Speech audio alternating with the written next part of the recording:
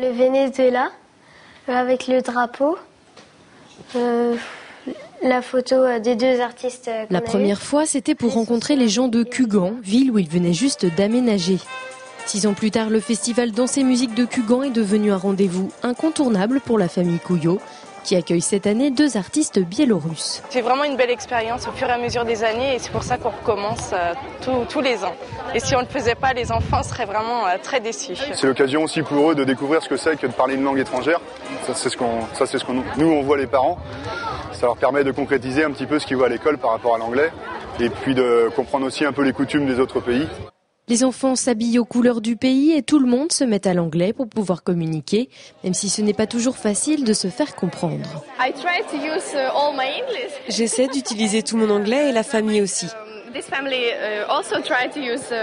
Et on essaye de parler ensemble comme ça. Cette année, on a la chance d'avoir 2 artistes qui parlent anglais. C'est pas toujours le cas. Donc quand c'est pas le cas, on fait avec des gestes, des dessins. On garde Internet et le dictionnaire à portée de main pour trouver des solutions. Pour le moment, en tout cas, le courant a l'air de passer et généralement, l'expérience est positive aussi bien pour la famille que pour les artistes. Il y a la même appréhension avant de recevoir les artistes. Toujours envie d'avoir une expérience positive tous les ans. Et jusque-là, je pense que là, elles ont passé qu'une nuit, mais on est très, très optimistes. C'est mieux quand la famille est amicale. On se sent comme à la maison. C'est mieux d'être dans une bonne famille comme celle-ci.